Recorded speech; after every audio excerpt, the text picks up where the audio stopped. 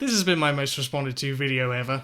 I've gotten plenty of responses to my capitalist death doll video, and well, it's probably time to look back at some of them in perhaps a bad mouse classic format. You know how like I used to do videos just responding to people all the time?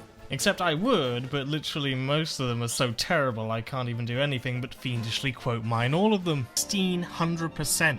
Compared with the socialist regime. Yeah, why should I care? No, seriously, why? People are hungry, and I need money. But I have a way of getting food. I can sell this food to people in exchange for money. Oh, someone else nearby is doing the same. The most rational thing to do would be to take communists for a helicopter ride to that country. Prolonged and stormy applause. Yes, and while that is bad, that they are exploiting these people, the exploitation of these people is actually helping them. The countries of the Third World, and I am referring to the entirety of Africa, the Middle East, as well as most of Southern Asia. And I'm not interested in ANCAPs anymore, because the fact of the matter is, it's a very small issue that most people just don't care about, unless you live in Brazil or America. And also, it's never going to happen, because the tactics ANCAPs and libertarians want to use are contradictory to their aims and are literally terrible. Like things like secession, agorism, seasteading, etc. Yeah, that's really going to bring about a huge movement. No wonder plenty of libertarians are moving to the alt-right. But then I found another detractor of mine, called V, and he did another response to me. And I never got around to responding to him when he made a lovely I don't understand hyperbole title for my response. So, let's have a look, I guess. He did a video response to me, which again is something that a lot of communists don't do. They don't do video responses, and they don't acknowledge that they get criticism.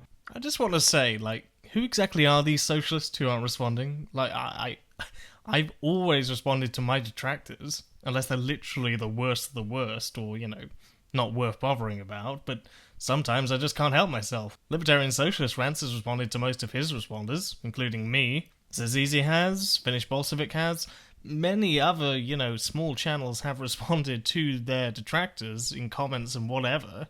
You know, who are these people? Socialists are usually more than happy to talk about their ideas. Stop voting, or stop allowing people who promise socialism to get into office, because they bring millions of deaths, they bring famine, they bring poverty. It's something that's constantly said, but look at Venezuela. I hope this will be the last time I have to speak about Venezuela. Nah, that's fucking stupid and never gonna happen.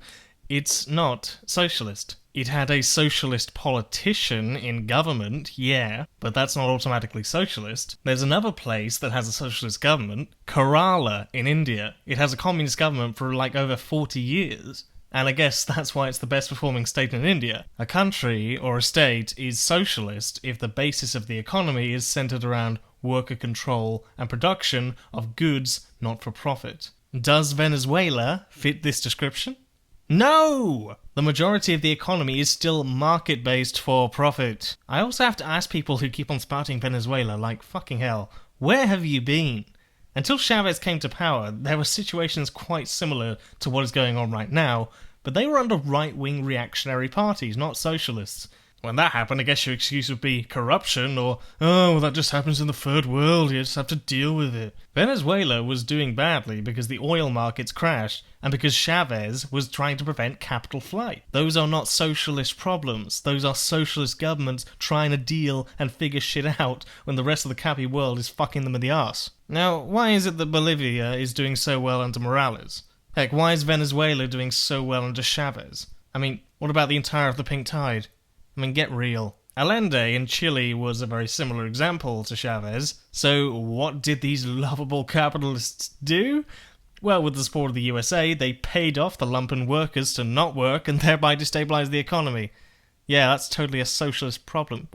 Oh, forget it. Let's move on. But I disagree with the fact that capitalism is global. There are nations that are capitalist, which are completely for economic freedom. There are nations that restrict economic freedom. Countries can still be capitalist and not be very economically free. That's a very reductionist way of seeing things. In my country, we had far less economic freedom in the 70s than we had in the 80s. Does that mean we weren't capitalists then? You can't just say more economic freedom equals capitalism, nor have you even shown how it's even possible for these countries to become economically free anyway. This is also, like, one of the reasons I hate people bringing up Hong Kong and, Macau and whatever as symbols of the greatest parts of capitalism. Despite Hong Kong having, like, over 1 million people in poverty, it's a rock. It's a tiny little rock. Apologies if you live there, by the way. It's a beautiful rock, with barely any natural resources like people love to go on about. It could not exist unless it had that monopoly as one of the big free market havens. If everybody else did it around the world, do you think you'd be seeing those hulking monstrosities? If you look across the sea from where you're living, V, you may spot Georgia, which has just as much economic freedom as the tiger Taiwan. And, by the way, more than Japan, Austria, the Czech, Norway, and the other tiger, South Korea. How are things going over there? The average household income is 4 to 5k a year. God, these economic freedom graphs are just, like, so shit. Colombia has 1 point less economic freedom than South Korea. How are they doing? Well, it's not in your favour. You'll just address some other problems, like natural disasters or the war on drugs, won't you? Why is it that most vaccines are made in countries that have complete economic freedom? Because they're rich. And we'll get to this later, so stop before you're about to comment, aha, he just admitted that economically free countries are richer. Nah. Cuba, by the way, is, like, incredibly poor, and yet they still managed to make meningitis and hepatitis vaccines, so there you go. The reason a lot of people have inventions in capitalist countries is because of competition. So all those scientists, all those doctors, all those innovators, the only reason they ever bothered to make things is so that they could become filthy rich. Yeah, sure. I'm sure it'll incentivize greedy people. I'm sure it'll incentivize power-hungry people. But it certainly doesn't incentivize those who just want to go out and make something because they enjoy their field of work. This is just the mindset of an economist. If you don't give me the opportunity to make loads of money, I won't be incentivized to work. Yeah, I'm sure you won't if you're an economist. Now, obviously, before you quote me out of context, yes, having enough to sustain you plays a role, but only up to a point whereby the job role is cognitive and whereby you have to live a decent life. After that, it doesn't necessarily increase innovation. On the opposite, it actually can decrease innovation by just only innovating enough to satisfy and then bringing in something better in 2 years' time. That's the standard business practice model. I advise you to watch RSA, The Truth About What Makes Us Work, David Graeber's section on work, and the documentary Happy for further information. Now, this next bit is going to go on for a long time, and it's going to cover a variety of topics, but we'll start with a 5-letter word beginning with K. When the state came to take away the farmers' crops, to take away the farmers' livestock, they did it by force. The state is coming for them. They immediately killed their livestock. Why should the government have their horses? Why should the government have their pigs? The government didn't help them raise the pigs. The government didn't help them raise the horses, right? Ah, the kulaks. The kulaks. Look, if I am correct in thinking that the kulaks were basically the owners of the farmland, and in other words being the equivalent of the barons of the English feudal system, but with some capitalistic differences, well, look, if that is true, then frankly, yeah, of course we're going to prod them and go, when they refuse to give the land back to the people. Yet, frankly, even anarchists would do the same in the same situations because they're capitalists. And largely, they did do this in many places in Catalonia because they're the landowners. Their removal is necessary for the growth of socialism. Now, I'll admit, I may have gone beyond the boundary with that one, but I think we can all agree, as socialists, at some point, they have to go. They have to fulfill the demands of the workers, or they have to get out of Dodge. No socialist would ever condone violent methods if they hadn't already tried and theorized every other peaceful possibility. And I'm sure you're just going to say, oh, filthy ideologue, caring more about ideology than people. Well, look, fact of the matter is, you've got a load of people here, right now, okay, the poor, who are being kept poor, in suffering. They're being made to work without any say in how they conduct themselves, because if they don't, then they'll starve. No democracy in their everyday lives. And then when we say, or when they say, or whatever, stop doing that, that's wrong, then they retaliate by confiscating tons and tons of food that they got because of their farmhands, not necessarily from them. Who are the bad guys? Sorry. Except we don't really need to worry about this anymore because for the most part, we don't live in a world where 8 people produce enough food for 10. Quite the opposite. Even if we were to accept that this is the fault of people telling the landowners no, it was one of the first attempts of socialism. And the point of ideas is that you do indeed adapt them and learn from them. From examples that you look at the primitive accumulation of capitalism, which caused millions of deaths, famines all across India, forcibly removed peasants from their holdings to work in the factory to build 5 chairs in order to buy one. Well, that was an attempt, and it paid off, for the capitalists at least. And Latin America also attempted to build up their capitalist infrastructure, and it failed miserably in comparison to the other nations, because Hispanic monarchies only cared about gold and silver. Now, you might well bear in mind that just because we are economically free now doesn't mean that we always were, nor is it necessarily the key to our success, as I've displayed with the amount of exploitation of the entire planet with the use of empires certainly did a great deal in generating the building blocks to their supremacy. If you're denying that, then you're in many ways denying history. Anyway, the IMF and the World Food Bank pour free market policies into these countries every day, no matter what some map you found on the interwebs might tell you. And they did worse with these policies than they did with more state-managed ones. You can actually find this in a little book called 23 Things They Didn't Tell You About Capitalism. Now, if you look at the ongoing socialist experiment in Rojava, most of the economy right now is still in private hands, but they're slowly building up a socialist sector. Different times, different adaptations, different places in the world. And since we're talking about ideology and how you think that ideology created all these famines in socialism, in like 2 countries, alright, capitalism, markets, and private property are really no better. Let me tell you about a famine that was also caused by ideology, the Irish potato famine. 1 million Irish dead in a country that had massively increased in population the previous 70 years, that wouldn't increase in population at all for over 100 years. The overseas landlords pushed them into dependency upon potatoes by giving them land which was only effective at growing them. They kept all the good land to themselves. They extrapolated the amount of land people had there, and there was a big population boom. Effectively, the British were using imperialism in Ireland. And when these cropless peasants couldn't pay up, they got evicted.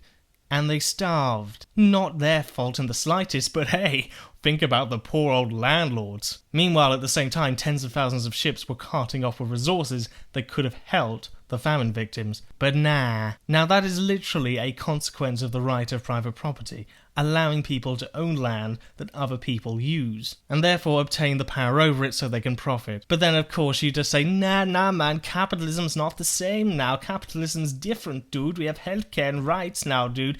Yeah, how do you think we got those things? And why can the same not also be said in a socialist society in the future? It's funny that communism is supposed to be the revolution that brings up the poor and the working class, but when the working class doesn't want communism, then they're killed. Yeah, I've seen Sargon use this argument as well. The working class, the poor, they don't want socialism. Yeah, like people, they don't want a lot of things. A huge amount of people don't want women to be able to have abortions. Many folks don't want evolution to be taught in schools. And plenty of fellas, don't even want basic social security and safety measures. The reason I, and many like me, do want these things is because we believe that it stands in their interests. And this is the point. Many people who are coppers are indeed working class, and this is why on a case-by-case basis I think that we should try and talk with some of the police if the situation calls for it. But that doesn't get in the way of the fact that the institution of the police, at least in its current state, directly serves those who own capitalist property. You can see this when they don't defend people getting evicted, but they do defend people evicting them. It's ideology at the end of the day. You have it too. We all live in an ideological world, and we're all ideologues. It's just that you don't call yours ideology, you just call it common sense and rational skeptical thinking. Which makes it pure, I suppose. We still have regulations under capitalism. So, for instance, if I would produce, let's say, meat, there are ways I need to store the meat. There are ways that I need to make sure I don't treat the meat with certain chemicals. And despite it would be profitable to, let's say, use some additives in the meat, if they're considered to be cancerogenic, right, if they cause cancer, I will not be allowed to do that. Even though it would give me... These are regulations, buddy. Just because you write something down on a piece of paper doesn't suddenly mean that everyone is going to obey it. And sometimes they do, but they just shit on everyone nonetheless. When the unions managed to get what we consider now to be basic labour laws, what did the companies do? Jump ship and move to South Korea and Brazil and other countries, and later China and Southeast Asia. They didn't remain and produce goods the same way just because they had better regulations and better pay. No! They moved out because you can secure a higher profit by doing so, allowing totally sadistic arse cracks like Yaron Brook to go to campuses and indoctrinate students into thinking that they're selfish for wanting them to have more because they make your iPhones and you won't accept a $2 a day wage for your cappy firms. So yes, I think it still stands. Capitalists will take profits over people any day. Your food example is like something I'd hear someone say at Mises.com about how econ works. Like, yes, okay, in some circumstances, regulations are put there. So what? They are besides the point, not the point itself. The point is, what gave the shopkeep the incentive to cut his spending in the first place? But you still probably think, oh, well, it's still good over here. Yes, because you consider the third world to be completely separate from the rest of the world. My friend Omexi made this tweet the other day, and you might want to take it in.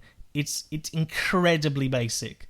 It's just surprisingly amazing how people just ignore this.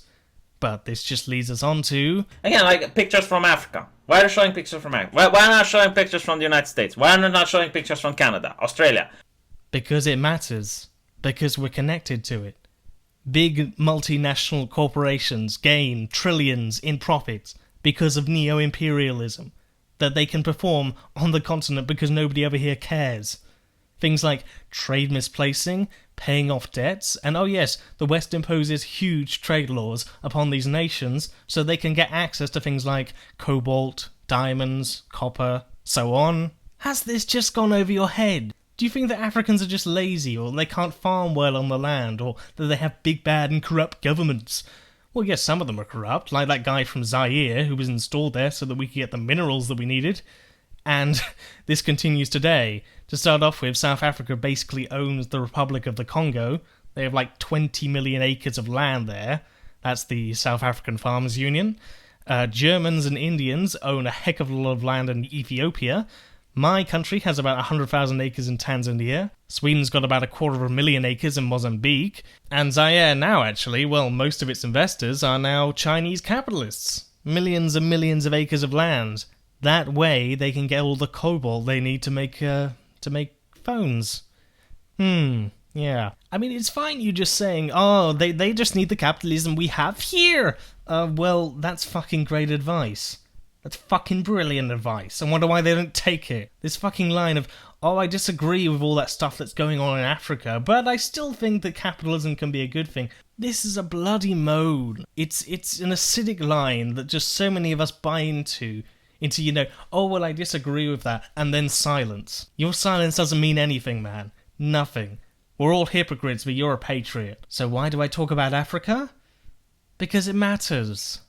That's the same logic as agreeing that taking in refugees, you on principle have to accept some of them into your house, when in reality governments should use the vast sums of money they have to house them. Where does the government get their money? My taxes, right? There are people that are starving in my country, and the government doesn't pay them money, but we should pay money to refugees? What? Who are these people? Why should I care? Oh, for Christ's sake, V, you just hear the word immigrant and immediately it sends you on a spin, doesn't it? Nowhere in there did I ever say import loads of refugees, so we can ignore that statement. This was a display of logic. Shall I simplify it even more for you? Okay? If one man has 100 houses, practically all gained through the exploitation of people's labour, and 99 people have one each, then suddenly there's a disaster somewhere and 15 people need houses. Are you a hypocrite for saying that we should give them houses even though you don't want them to share your house? I mean, for Christ's sake, one guy has 100 houses. What is the logic there, V?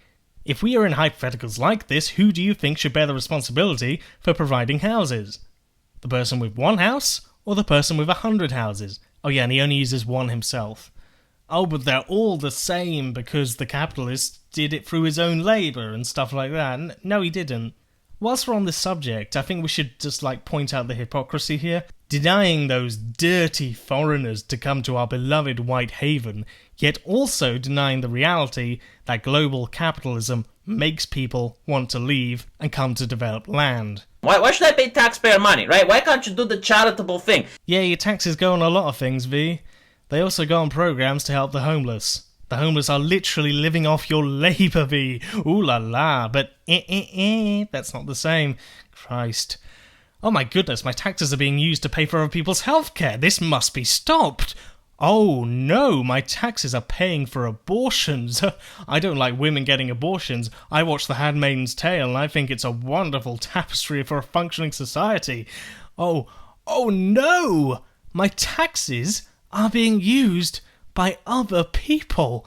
Oh my god, yeah, we'll join the fucking queue. But really, V, like, it's all okay, because I'm just going to say, well, I disagree with it and hope it gets better someday. And now I'm just going to say see ya, and I'm going to go off to conquer the Ottomans. So you're not really oppressed by this, by the way, because you always can just vote. And you have the ability to vote for one technocrat or another technocrat. And that's democracy, guys. We have democracy.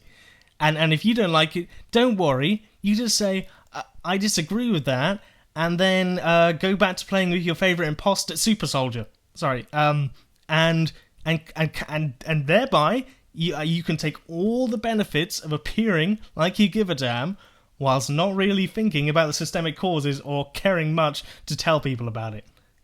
Welcome to the Radical Centre, people! Oh my god, okay, so first of all, rich people exist in communism as well. I mean, look at how much money Fidel Castro has, right? Ah yes, that one about Fidel owning a small load of $900 million. I figured that you probably got from Forbes. Funny, they never actually provided a source for that. Like, literally there's no source, they just say it. It's estimating how much he might have by adding up the total government infrastructure and gains from the countries. If you can find a report showing his resources, then I'll change my mind. In fact, he actually dared George Bush to do it, so, you know, yeah. Are you crazy? I mean, I think Zuckerberg constantly gives money to charity. They actually gives millions of dollars to charity. PewDiePie gives millions of dollars to charity. But I guess it's not enough for you. You want all. You want their hard labor. He worked for that shit. Right, so the bozos deserve tens of billions of dollars, which in turn allows them to lobby the government and allow the country to become a corporatist economy that you folks love to jive on about, which allows them to perform imperialism in other countries that you folks just forget exists. Okay. Oh yeah, none of the guys could possibly have got there if the majority of the population were not deprived of the means of production in the first place.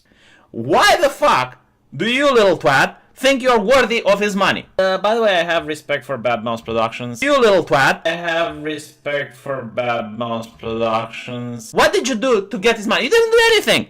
Jack shit. You just want to sit there and have money flow into your hands based on other people's work. How is that not theft? Alright. Well, how about this, right?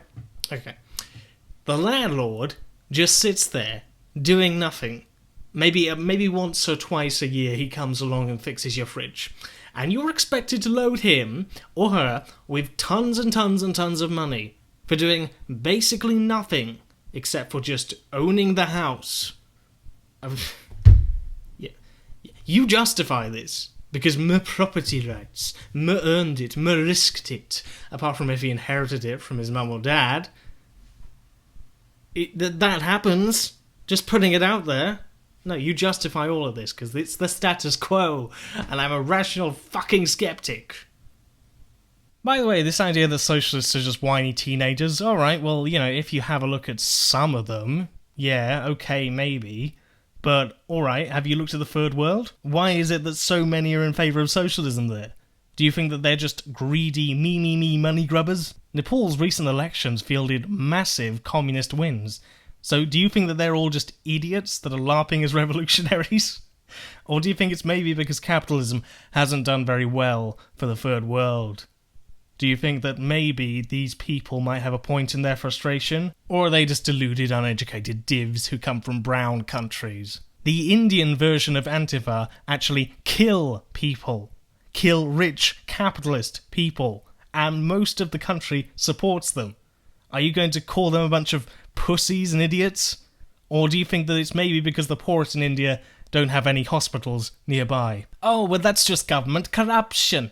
Well, what causes the fucking corruption, V? Stop thinking about this in bloody 2D dynamics and blaming everything else on not capitalism or not my particular type of capitalism. V loves to go on about how he lived under 3 years of socialism and how he is therefore an authority of sorts. Well, V, seeing as you're a native Romanian, I'd like to ask you a question.